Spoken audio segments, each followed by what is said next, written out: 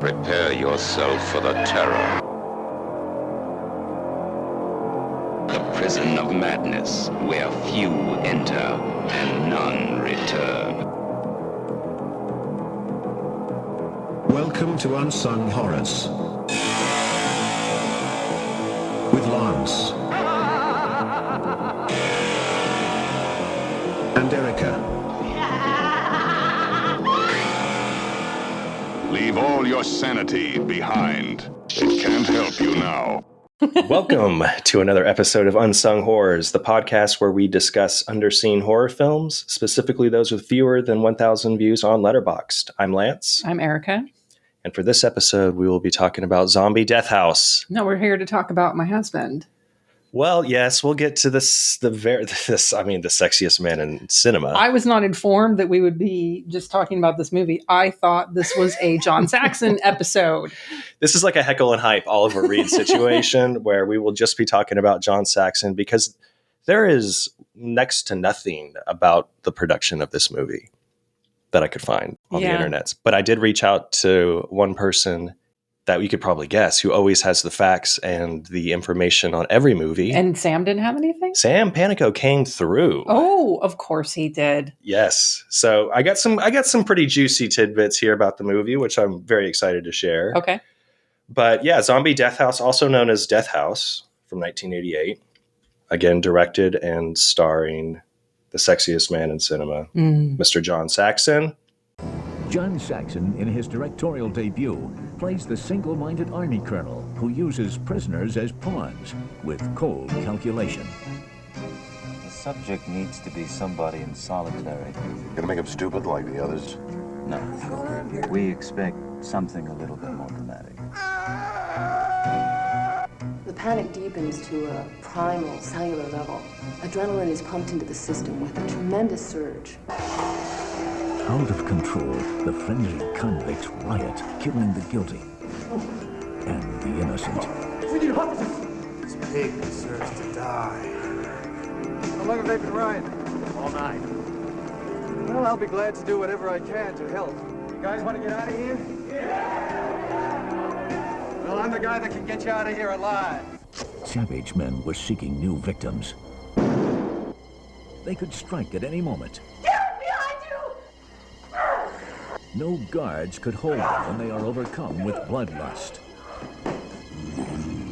Each step is a journey into terror. Quick overview of this movie. This is a convoluted mess. Oh my gosh, it's complicated. Okay, Derek is a Vietnam vet who takes on a job as a chauffeur to mob boss Vic Moretti.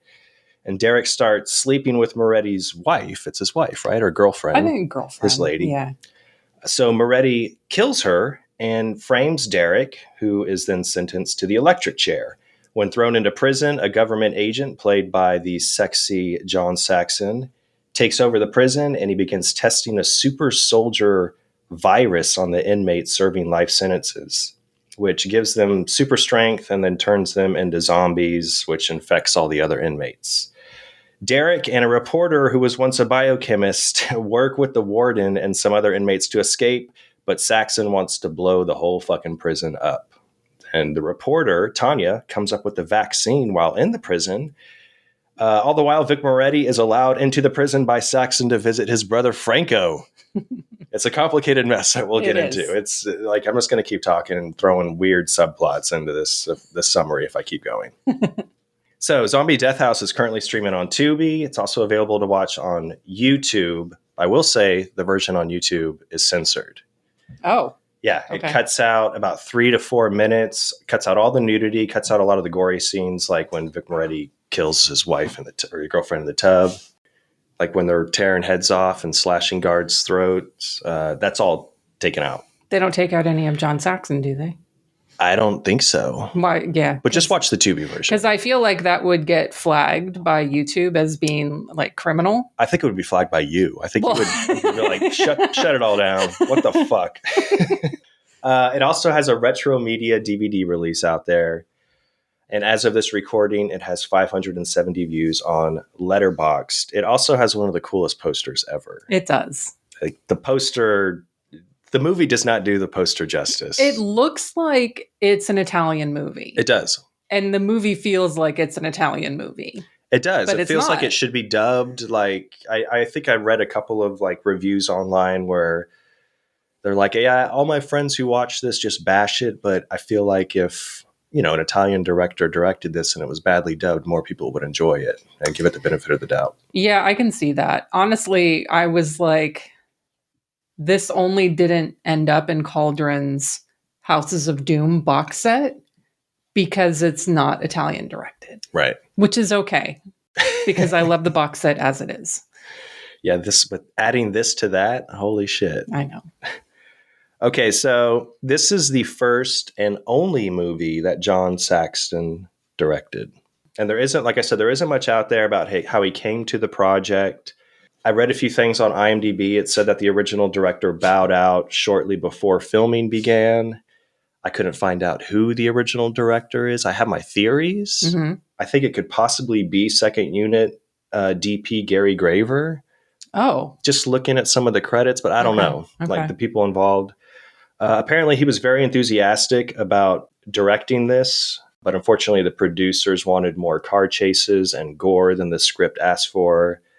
And Saxon later admitted that he did not really get the chance to make the film that he had in mind. Okay, that's fair. I mean, because then I can be like, okay, well, yes, this exists and it's not great, but it's not his vision. So John Saxon has done no wrong in his entire lifetime. Correct. Yes, this is true. And even if he did fully direct it, so like I said, I couldn't find any information. IMDb also said that it took only 9 days to write the script amongst a handful of writers. Yikes. It had a budget of $1.5 million. Okay. It took 23 days to shoot. Again, I don't know if this was all real, but I just couldn't find a whole lot about this. So I was like, I got to reach out to someone that I think would. And that's Sam. Oh, we love Sam. Yeah. And like I said, he came through.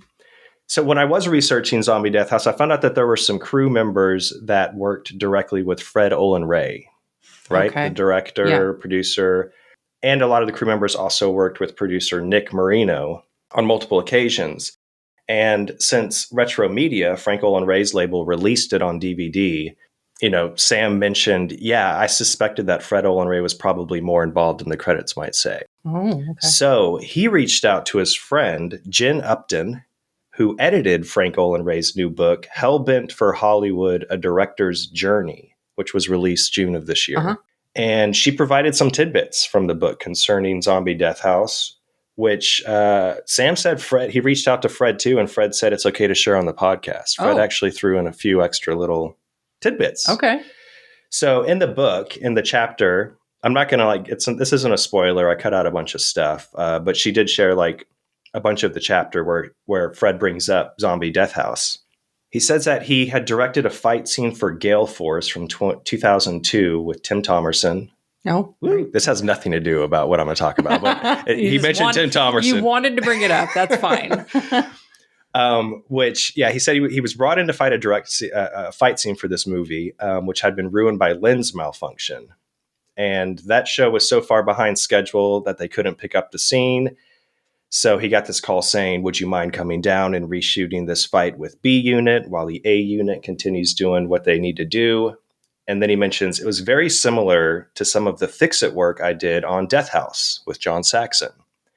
He said John Saxon starred and directed the prison zombie film, but he just for some reason struggled with the finale. They shot the finale 3 times before someone finally said, look, this isn't working.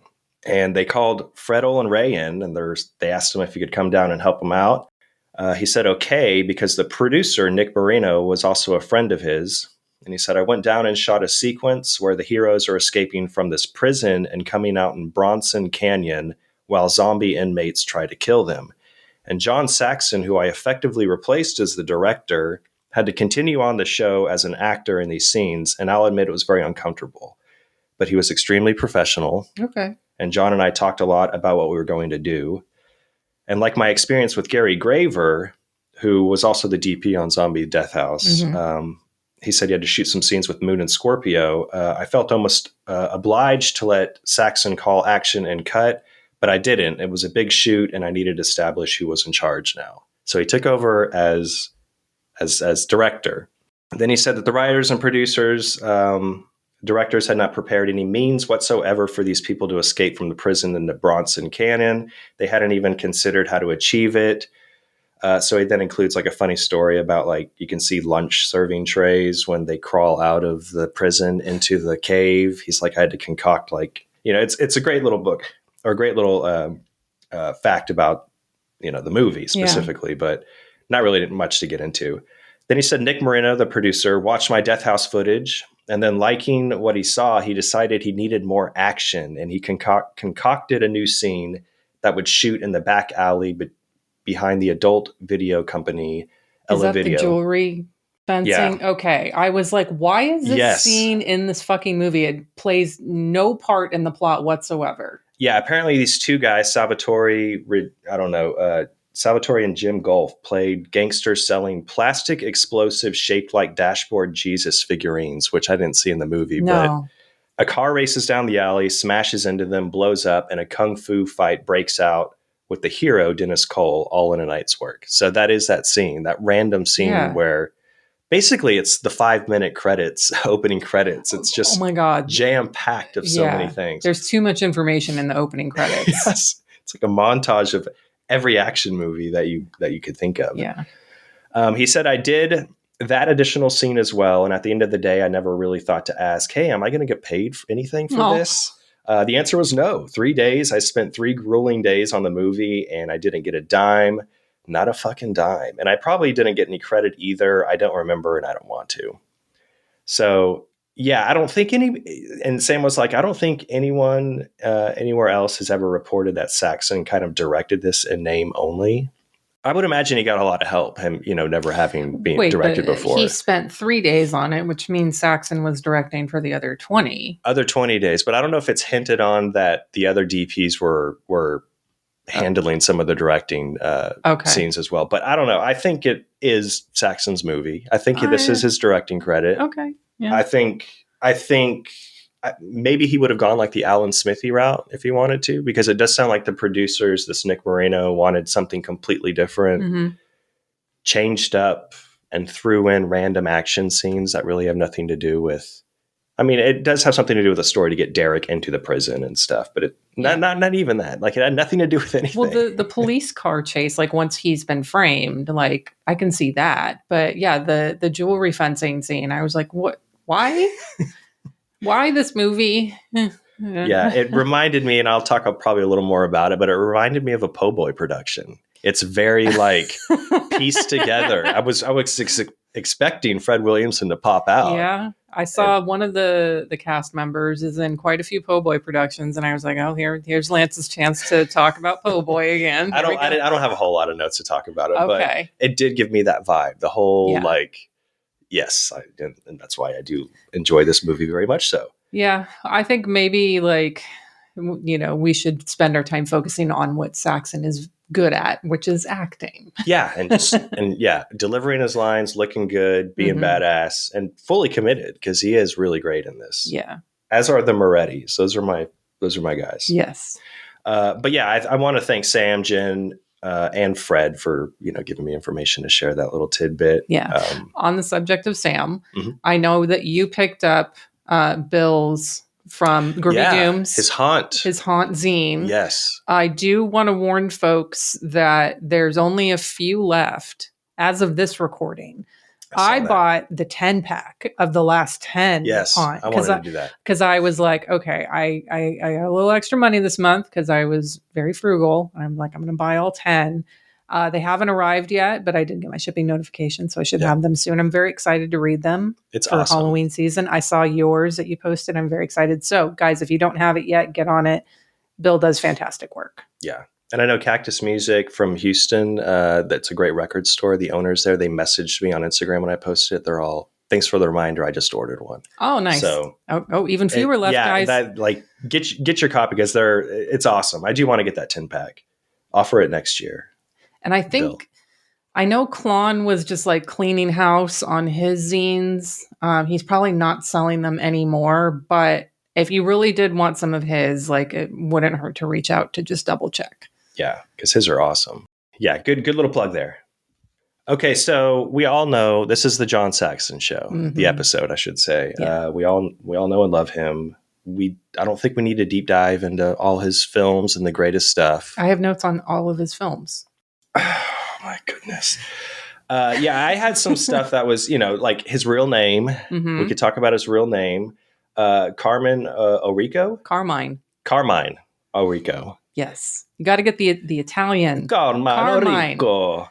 And it was changed by the same guy, the talent agent Henry Wilson, who changed Roy Harold Shearer Jr.'s name to Rock Hudson. Mm-hmm. Saxon was only 17 at the time, and Wilson got the permission of his parents to change his name, is what I had read.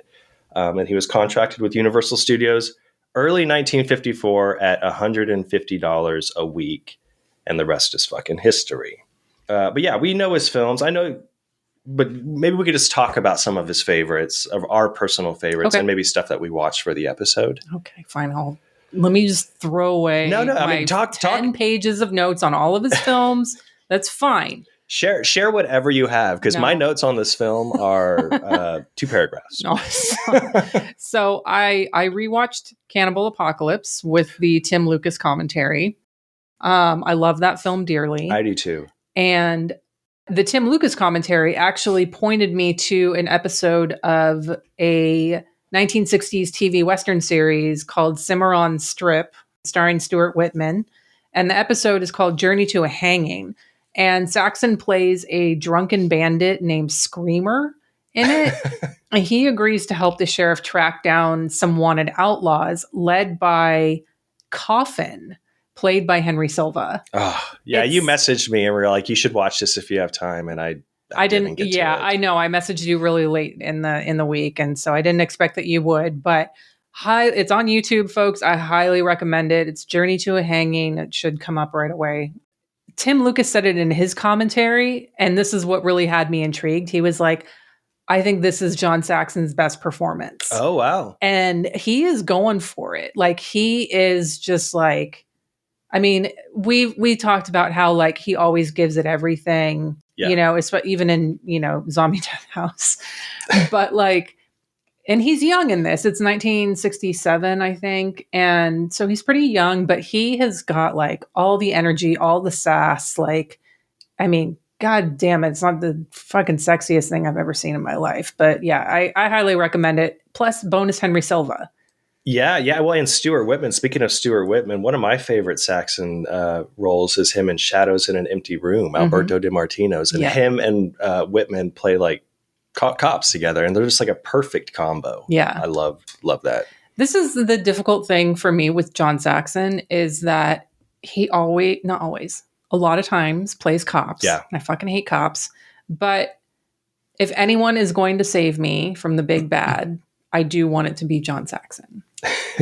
So he's played, obviously he was a cop in Nightmare on Elm Street and Part 3, which, that was my Nightmare on Elm Street. The original was my introduction to John Saxon. Same. That was my introduction to horror. So Saxon's been a part of my life since forever. Yeah. Since before, like I started getting the tinglies when I saw him and but like I grew up with him and then I was like, oh, he's actually like an amazing actor and he's really sexy. Yes. And I think I didn't come into like Enter the Dragon, which is I think I know he's most well known for Nightmare on Elm Street. Yeah. But I think a lot of people know him really well for Enter the Dragon. I didn't really see that until I think my late 20s, maybe even my early 30s. Enter the Dragon? Yeah. Same. I mean, I think I was in high school when I first watched it, but yeah, I was more horror John Saxon. Yeah.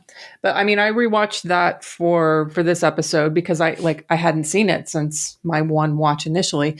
And I was very excited that because I'd always seen Lam Ching Ying credited in Enter the Dragon. And I was like, oh, I wonder if he's like fighting or if he's what I spotted him. He's just sitting on the sideline, but I'm glad I spotted him. One of my favorite things that he's in is Tenebrae, though. Oh, absolutely. This is kind of like a reunion of sorts with Anthony Franciosa. Anthony Franciosa. I mean, it's just seeing those two on screen, and I love it so much. And then I think one of my other favorites that I've seen prior to this was a Polizio Tecci movie, but it's called Cross Shot from 1976. Again, he is playing a cop in it, as he does. Yeah, another one's Violent Naples, Umberto Lenzi, which is awesome. Yeah. The perfect double feature for Primal Rage, again, another Lenzi, Nightmare Beach. Nightmare Beach, yeah. Got Cop Hands again. of Steel. Baba's a Girl Who Knew Too Much, which I love that movie from 1963 with the young Saxon. He was in, speaking of Po' Boy Productions, he was in the Fred Williamson directed movie The Big Score from 1983. Yeah. Which is a fucking awesome cast. Fred Williamson's obviously in his movie. John Saxon, Joe Spinell, Bruce Glover, Richard Roundtree. I mean, it just keeps going. Yeah. And I personally love David Cronenberg's weird action car chase movie, Fast Company. I just watched that for the first time either this year or last. It's him and William Smith, I think, is in it. And they're both, I don't know. I'm not like a gearhead or anything like that, but it's just like you get into they're so sold. They're selling their character so well that you kind of believe everything they're saying as far as cars go. And I'm just like into it. I'm like, this is really interesting. I mean, yes, but nothing puts me to sleep faster than listening to some dude talk about his fucking car. And even if it's John Saxon or William Smith, I'm sorry. Like, I don't care about your fucking horsepower and your bullshit. You don't care about John Saxon's horsepower? I don't. Okay. I know. We got a problem.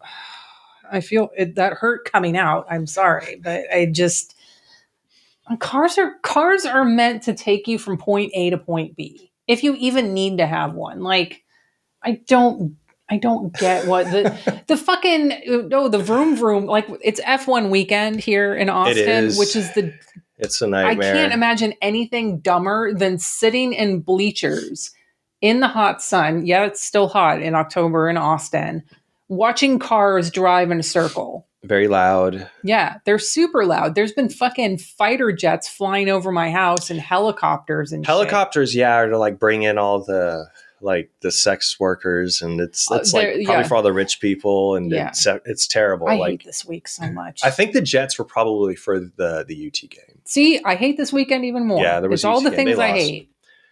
But anyways, yeah. Sorry, so Fast Company, a lot of people don't like it. I enjoy it.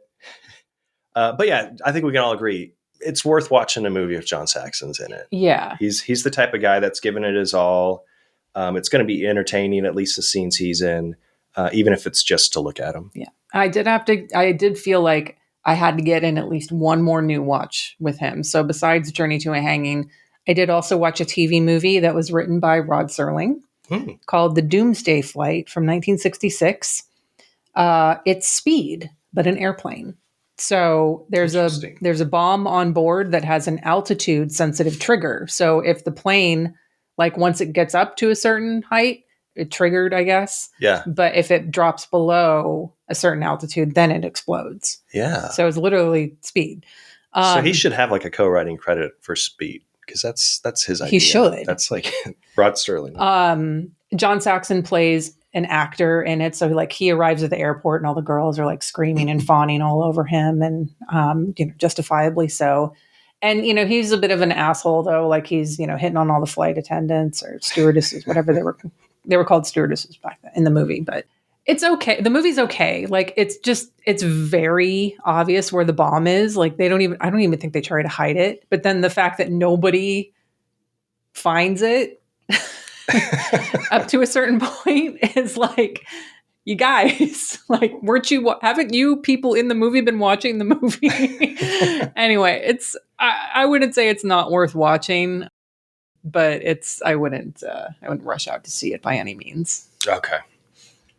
Well, yeah, I didn't get to watch any new stuff. Like John Saxon, I think, is one of my most watched actors on Letterboxd, but I didn't get a chance to get any more in, unfortunately. No. But I do have some on my watch list, though. I do want to watch the Western one you were talking about with Stuart Whitman. I want to watch more episodes of that because I do love Stuart Whitman. So he's the regular on the show. Mm-hmm. Nice. Okay, so I'm going to jump through a few other crew members here. The music is composed, I should say the original score is composed by Chuck Sereno. And he did the scores for pretty much every John Wynorski film. Is that how you say his name? Wynorski, right? Wait, Jim? Jim Wynorski film. Sorry, Will. Will Dodson loves Jim Wynorski. So Really? Yeah. Well, I do like Return to the Swamp Thing, Chopping Mall. That's a score that Serena did, which is an amazing score. Mhm. Deathstalker 2, Munchie. Okay. Well, you have to explain yourself on that. But he also did a ton of Fred Olen Ray films, a lot of scores like Alienator, Evil Tunes, and Dinosaur Island. And then, of course, the music in this film, which is Dead Kennedys. Yeah. The closing credits song, Chemical Warfare. How that came about, I don't know. Sam didn't have an answer? No, he didn't. He didn't provide details on that. That's okay. Sam can't have all the answers because then I would be like, is Sam actually God? Yeah, I didn't specifically ask. Oh, okay. I'm pretty sure. Well, he probably has the answer. Then. Yeah. Join anybody listening who's interested, join our Discord channel because the answer will probably be posted by Sam. But yeah, that was a trip to hear that at the end because it would seem weird to have like Jello Biafra be like, yeah, use my song. That was my Jello Biafra. Yeah, I'm sure we'll close out the episode with that. Okay. Cinematographer John V. Fonte, who, while he doesn't really have any other impressive credits as DP, he does have some credits in visual effects with some killer movies like Tobe Hooper's Life Force, James Cameron's The Abyss, Ghostbusters 2, and Ticks from 1993. Oh, okay. So this guy's got some skills. And I already mentioned that Gary Graver was the second unit DP. He directed Trick or Treats and The Attic, starring Carrie Snodgrass. Have you seen this? It's like a horror. It's a horror, but it's very dramatic. Snodgrass plays this completely beaten down woman, and it's so depressing to watch. I watched it years ago for a potential pick. Oh, okay. It's still under 1,000. I'm pretty sure it's still under 1,000 views, but it's depressing. Okay. Graver also shot The Toolbox Murders and The Invasion of the Bee-Girls. I love Toolbox Murders. Yeah, it's good. And then the other crew members, they pretty much don't have any other impressive other credits. This is a very, like the producers, even the writers, kind of one and done type things. Mm-hmm. But it's the cast that makes this thing very special. Yes. It's the cast. Other than Saxon, who we've talked already about, you have Dennis Cole, who plays the Vietnam vet hero, Derek. He was in a few films like Cirio Santiago's Wheels of Fire, a movie called Pretty Smart in 1987, which he starred. But he's more well known for his career as a TV actor and a recurring role on The Young and the Restless. Of course. I was like, as soon as you said TV, I was like, he must have been in a soap opera. I didn't watch The Young and the Restless, but I'm sure Dennis Cole, looks like he'd be... I forgot, yeah. He looks like he'd be a great soap actor. Yeah. Fantasy Island. He was on a couple episodes of Murder, She Wrote. But he popped up in a lot of the hit series in the 90s, including Silk Stockings, Baywatch Nights. Dude was he was well known. Apparently, he was also a model at one point. But what was really interesting when I was learning about Dennis Cole was that his son, Joe Cole, was one of Henry Rollins' best friends. Oh. He was his roommate. He toured with Black Flag and Rollins' band. He was a roadie. He sold merch. And one night when he and Rollins were coming home from a concert, it was a Hole concert. They watched Courtney Love's Hole band. Mm-hmm. They were held up at gunpoint outside of their place that they were living together. And the robbers wanted to get inside and steal their stuff. And Joe Cole was shot in the face and killed instantly. And Rollins was able to run away. He went through the house out the back door and called the cops. And he's talked about this and written about this incident quite a bit. He has a spoken word piece called The Story of Two Boys that I watched. You can find it on YouTube. And it's he starts off like kind of like a fiction story. And then he starts, instead of referring to one of the characters as he starts saying I, and then he starts referring to Joe Cole like directly. Mm-hmm. It's very emotional. But yeah, Joe Cole was 30 years old when he was shot and killed. Sonic Youth wrote 2 songs about Joe Cole, 100% and JC on their 1992 Dirty album, because they were all very close. That's my favorite. Well, actually, Daydream Nation's my favorite Sonic Youth album, but Dirty's amazing. Okay. Hole's 1994 Live Through This album was dedicated to Joe Cole. Yeah, there was even an Unsolved Mysteries TV episode on Cole's murder. Oh, shit. Because it's unsolved. It was never solved. But yeah, Rollins still goes over this. He writes about it a lot. But when Joe was murdered, actor Dennis Cole became an activist who spoke out against violence on television and film. He became a real estate broker, kind of changed his ways. But maybe you should speak out against the actual cause of the violence. Well, he I'm sure he did, but I don't think. I didn't read anything if he was like into gun, like I don't know. Just saying. But I was in my head. I was thinking, oh, maybe that's the Dead Kennedys connection because the Black Flag, but the year timing would not work out. Yeah, right? This was in. I don't even remember what year this movie's 88, right? Yeah, this is in the 90s. This happened in the 90s because he was 30. Yeah. Okay, so that... I think it was 92, 91-ish when he was shot and killed. I mean, maybe? Because then if he was 30 when he died, he was in his his son was... JC was in his mid-20s. So maybe Dennis Cole was like... Maybe the son came on set at one point. Maybe Jello Biafra was on set at one point. Yeah, I mean, I don't know. I mean, yeah, his son, JC, was... friends with Black Flag. Yeah, there could have been a connection. Maybe that's the only. Yeah, interesting. That's the only line I can see from Zombie Death House to Dead Kennedys. That's got to be it. But anyway, yeah, Dennis Cole ended up passing away at age 69.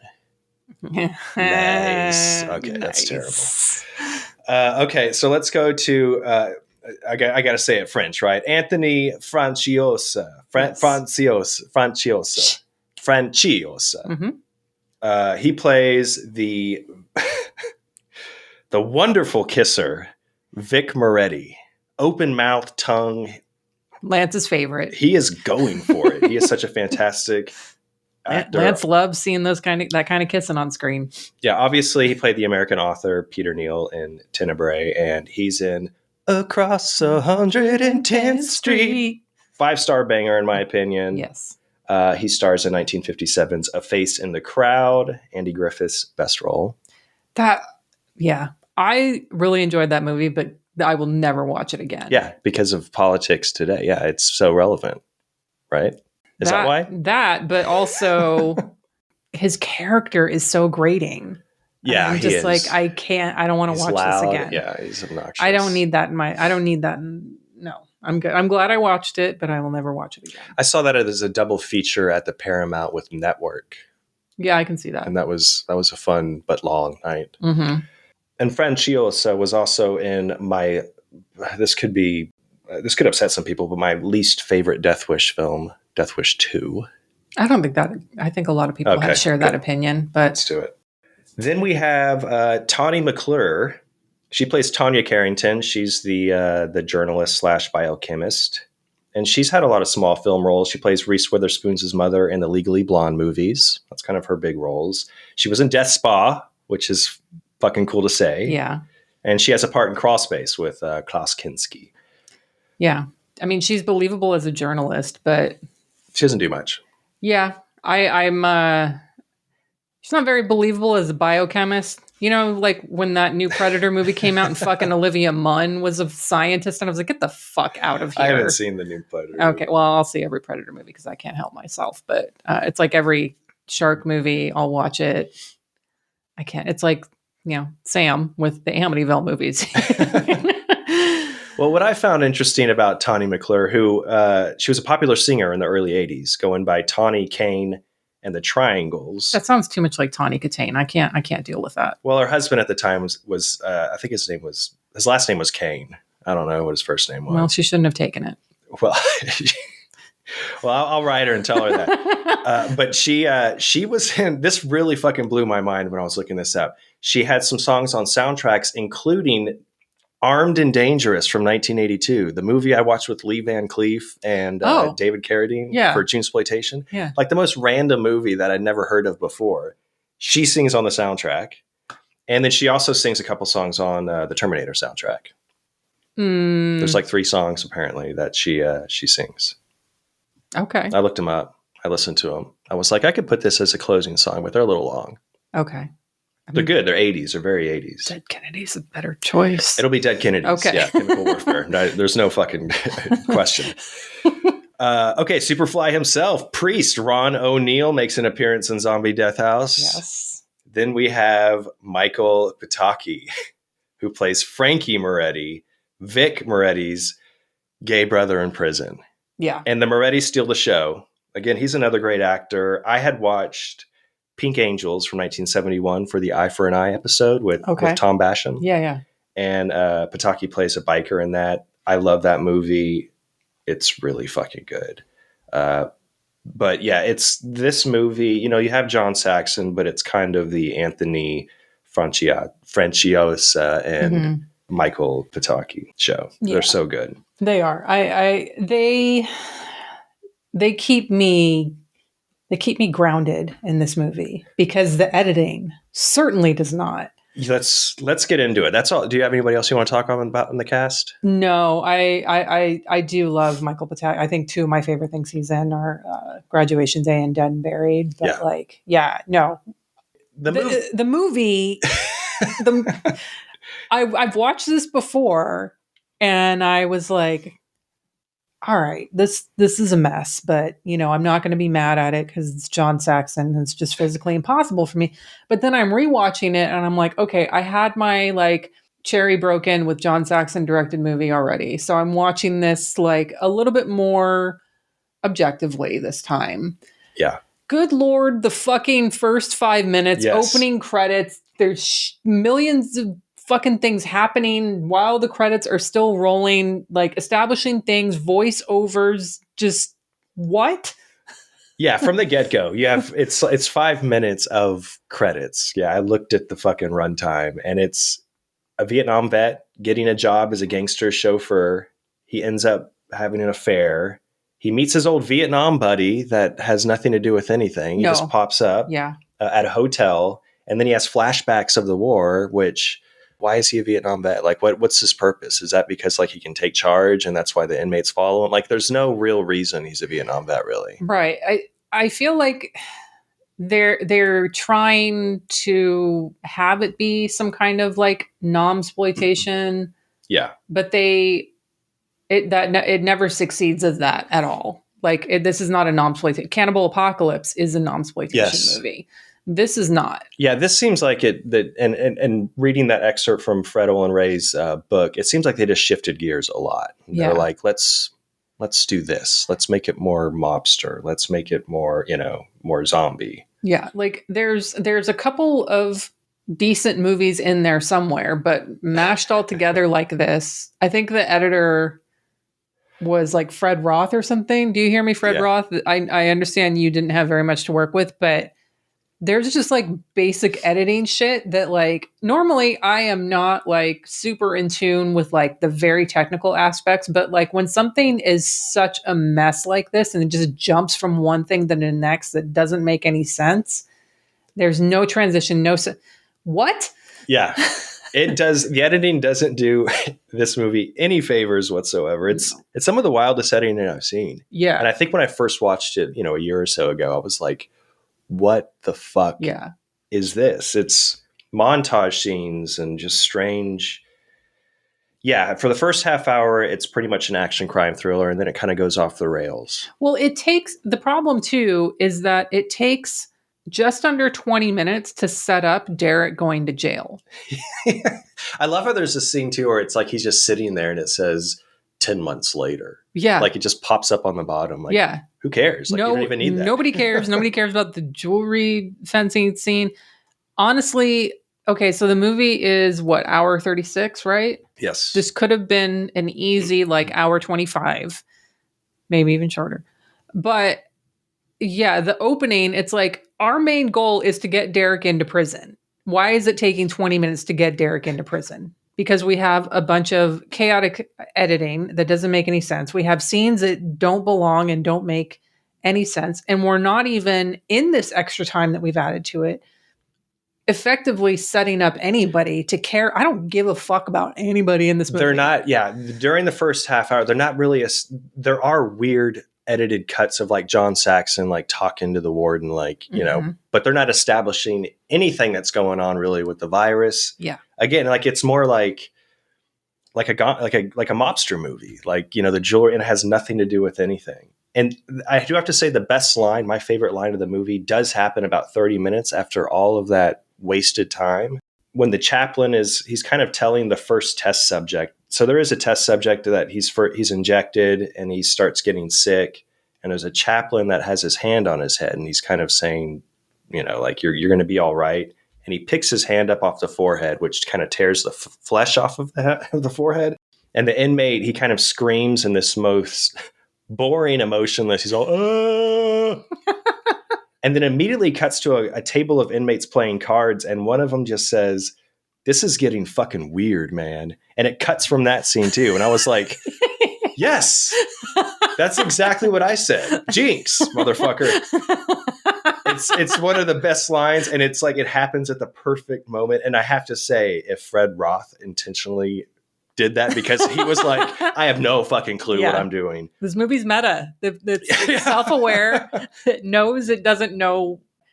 I did have a few things aside from the chaotic editing that did surprise me and delight me a little bit. There is a dummy fling in here towards the end when, like, you know, everyone's broken out and one guy like lifts up one person and he just like flings them down the jail cell hallway. Yeah. It's clearly a dummy, not a dummy drop. So nobody reach out to Matt about that. It's just dummy fling.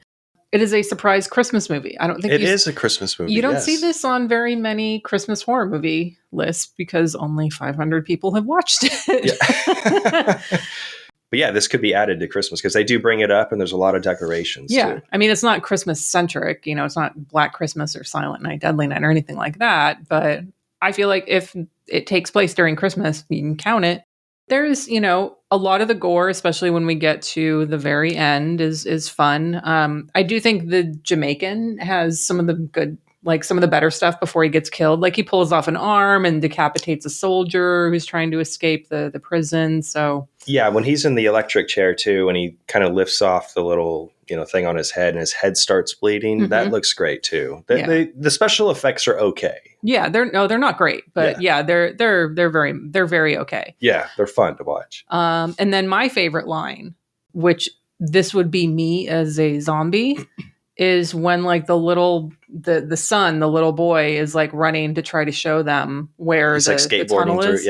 Yeah. So, and he ends up in like some random room and there's a zombie in there and the zombie picks up a meat cleaver and says, "Don't touch my Twinkies." That's me as a zombie.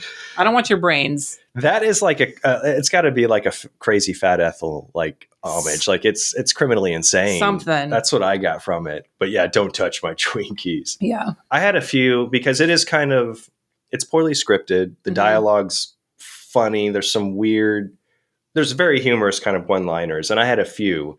I did like, "This is getting fucking weird, man." That's the best line of the movie because it sums it up. But the warden, or it's not the warden, he's like the head guard, and he talks to like the dreaded guy, Adams, I think is his name.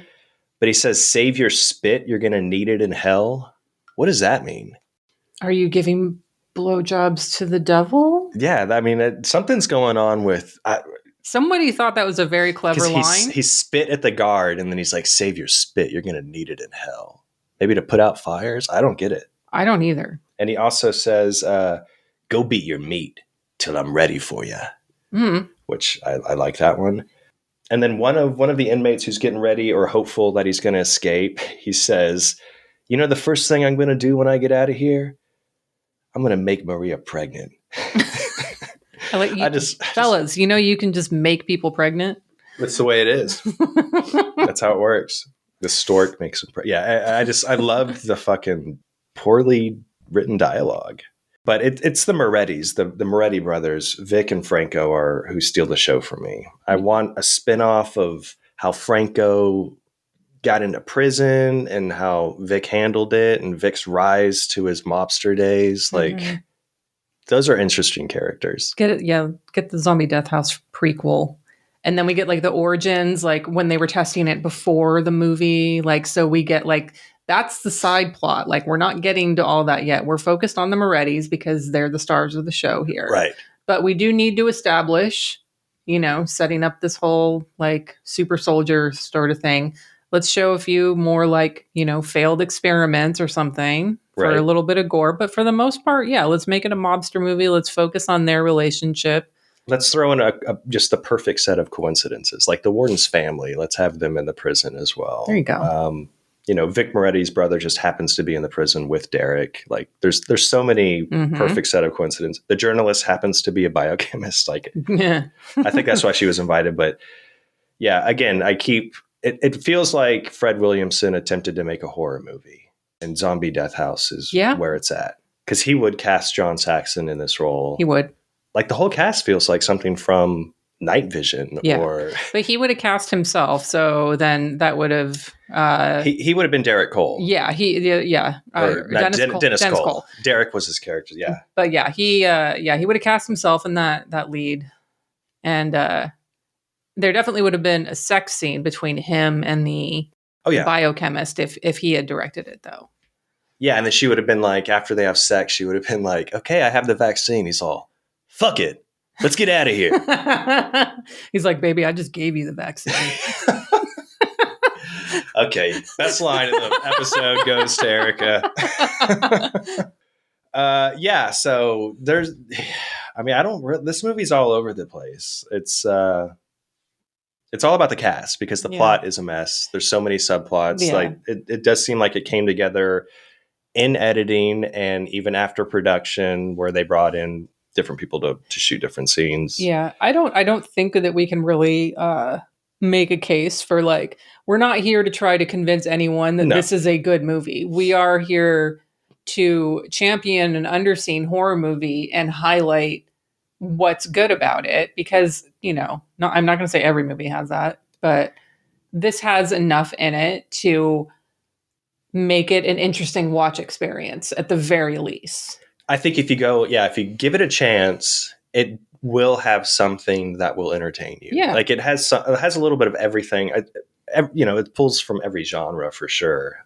Yeah, I think the editing is atrocious, but it's difficult to follow any cohesive plot. But again, I think it's the characters are they're completely dialed in.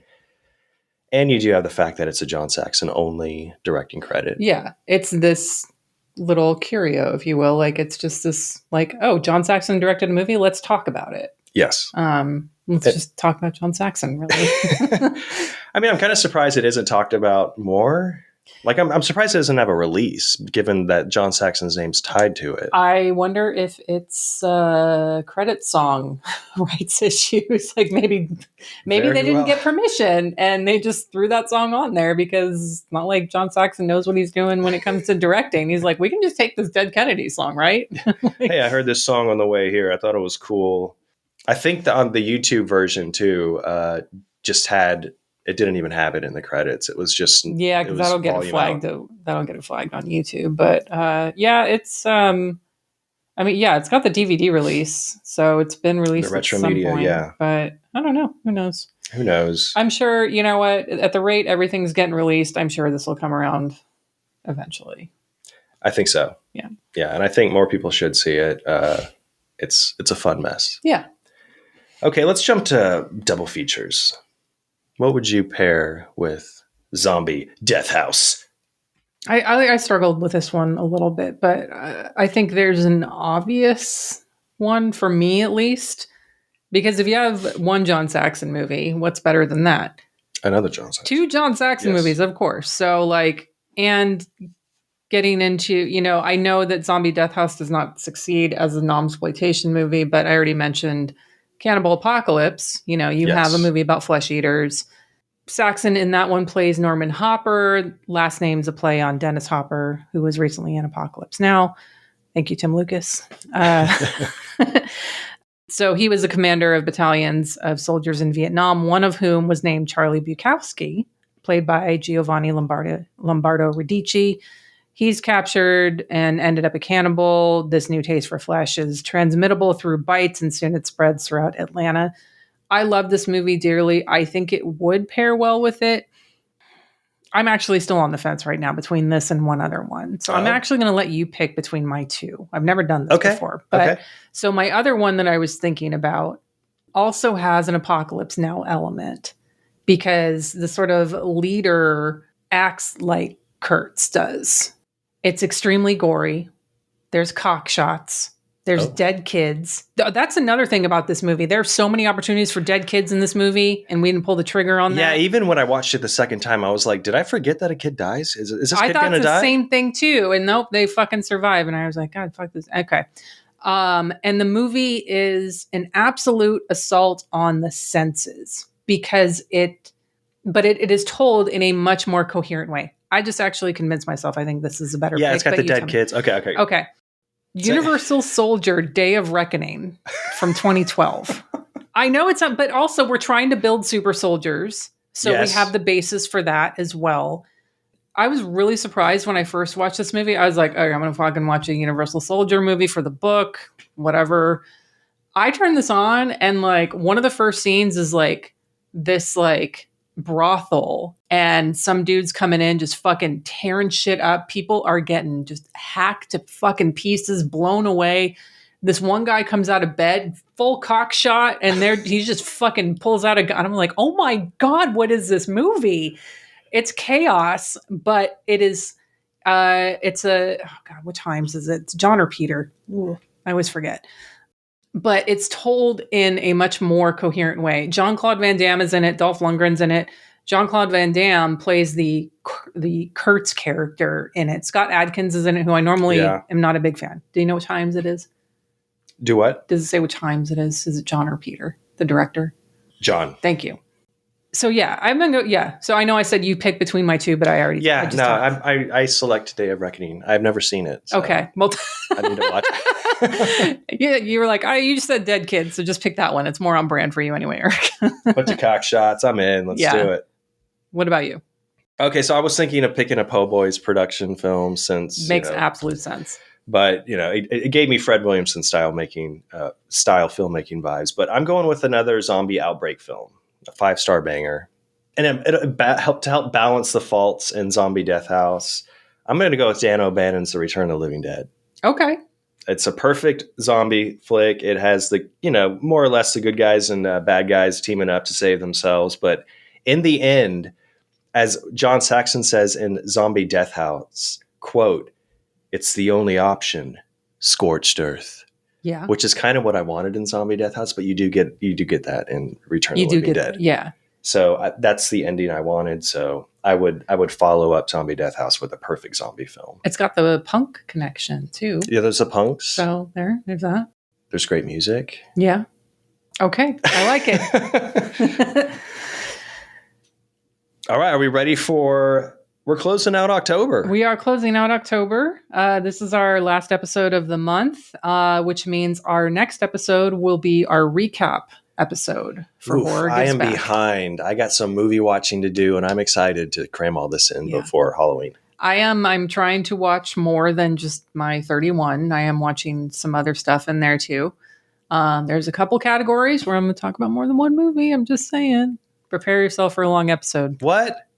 Erica, God. It's only a couple of categories. Okay. It's fine. Okay, we're good. Anyway, so for those of you, again, Horror Gives Back, donate $1 or more per horror movie to charity that you watch in October. You can do it through our Best Friends Animal Society fundraiser, link in show notes, or link in our link tree on our profiles on Twitter and Instagram.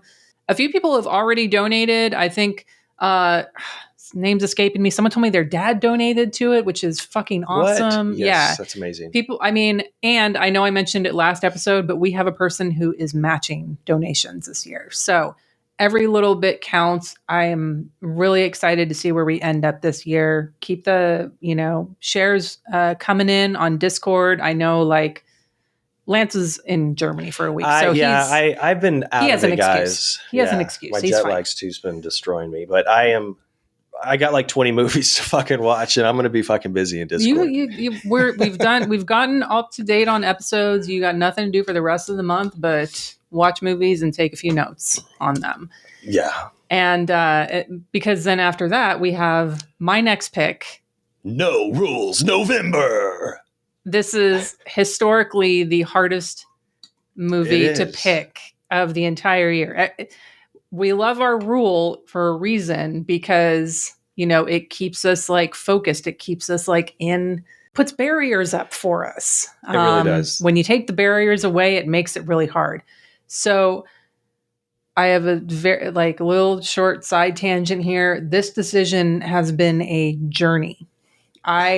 Normally what I'll do is I'll pull a bunch of movies off of my shelf because I want to do one that I can listen to a commentary and has special features, but it also needs to be available streaming. And so I'll narrow the pile down based on, okay, is this available for listeners to watch, all that. So I had my initial pile of 20, and then I narrow it down to about 10. And then I'm like, is this too similar to anything else that we've covered? Or, all these other things that I'm going through. I had it narrowed down to 2 this week, right? Okay. And then I had an epiphany. Oh. Because I went to Weird Wednesday. Okay. I know where this is going then. So I was expecting a 90s weird thriller when I went to Weird Wednesday. And I saw some names pop up in the credits and I was like, huh, that's weird. Weird Wednesday. And this movie not only made me laugh, not just because it is a great experience in a theater, but you'll have fun with it too. But my jaw dropped and I cannot remember the last time a movie had me react in such a way to it. Also, Sam has not seen this movie. Really? Yes. Or at least he hasn't logged on Letterboxd. I haven't seen it either. Okay. So I'm very excited. I am excited for you to see this. I am talking about Doppelganger from 1993, starring Drew Barrymore in her trashy thriller phase. In it, she plays Holly Gooding. She is a young woman implicated in the murder of her mother in New York, and who believes that her doppelganger is stalking her. So she moves to LA and she finds an apartment with this writer guy who I read a review from Jake Iskar on Letterboxd, who said that also starring Paul Rudd's doppelganger, because that's who this guy looks like. Anyway, so she moves in with this writer, but it appears that her doppelganger has followed her across the country.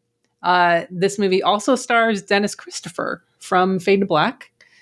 Now, a movie really needs to be something special. For me to pick a 90s horror movie for No Rules November, I've got I could have been like, I'm going to fucking pull this sleazy ass 1970s movie out. I'm picking a 90s horror movie, guys. So that should tell you something about, you're going to be watching this and thinking, okay, yeah, this is a weird thriller with some gore, but what the fuck? Just fucking trust me. Trust me. You'll know the moment when my jaw hit the floor and I decided we needed to talk about this movie.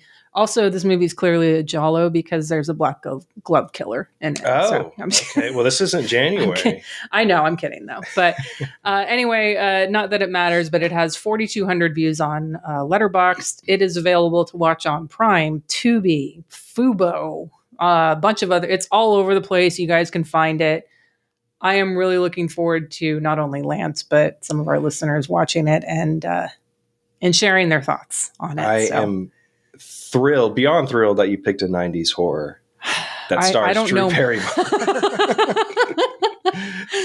Oh, goodness. This is going to be good.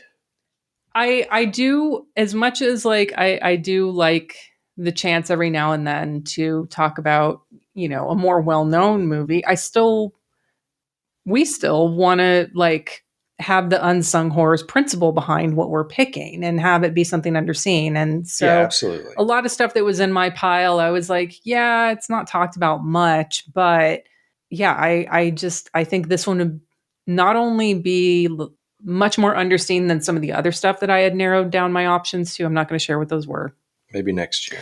But I just think this one would be a lot of fun to talk about because there's so much going on with it. So, Doppelganger, 1993. I hope you all enjoy this one. That is going to be the second episode of November after Our Horror Gives Back. So you have plenty of time to watch it, folks. Oh, yeah. This is exciting. I'm glad you're excited. All right. If you're not already, you can follow this podcast on Instagram, Twitter, and Facebook, all at Unsung Horrors. And you can follow me on Letterboxd, Instagram, and Twitter at Hex Massacre. You can follow me on Letterboxd and Instagram at Schibi. See you back next episode for our Horror Gives Back recap. Bye. Bye.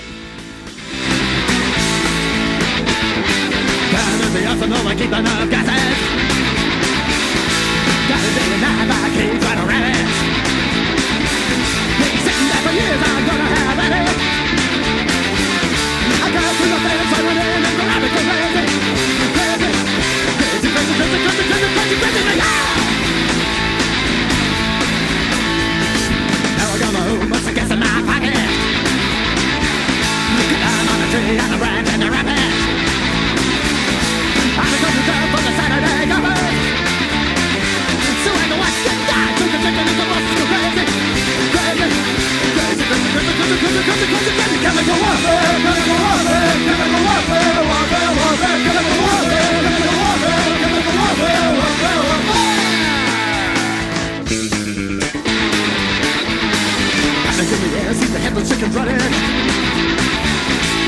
calls and a crash cracking inside open. Scream rats and glass and listen you can't breathe. And roll and ride in the sand that's starting to heat. You know, the little stars let me see us see. Crazy, crazy, crazy, crazy, crazy, crazy, crazy, crazy, crazy. Chemical warfare, chemical warfare, chemical warfare, warfare, warfare, chemical warfare, chemical warfare, chemical warfare, warfare, warfare.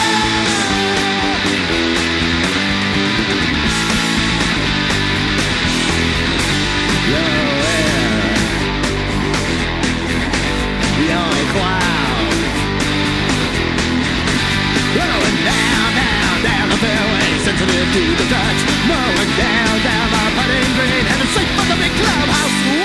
Well, the stuff country club, effervescent ladies, so carefree.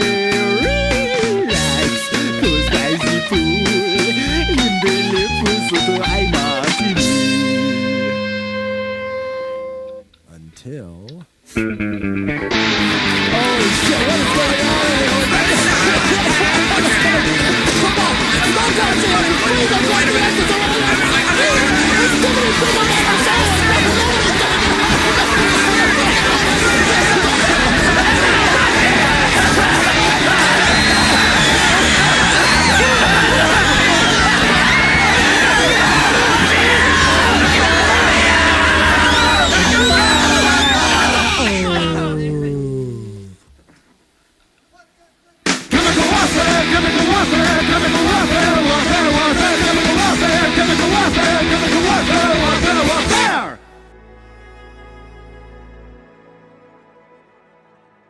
Thank you for listening. To hear more shows from the Someone's Favorite Productions podcast network, please select the link in the description.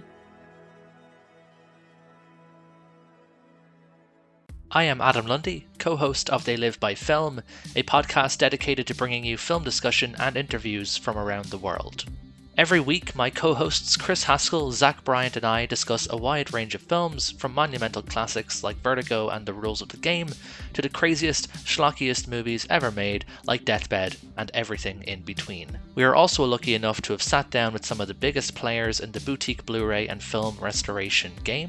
If this is your thing, then come hang out with us every Thursday at 7 PM Eastern, wherever you normally stream your podcasts, and now as part of the Someone's Favorite Productions podcast network.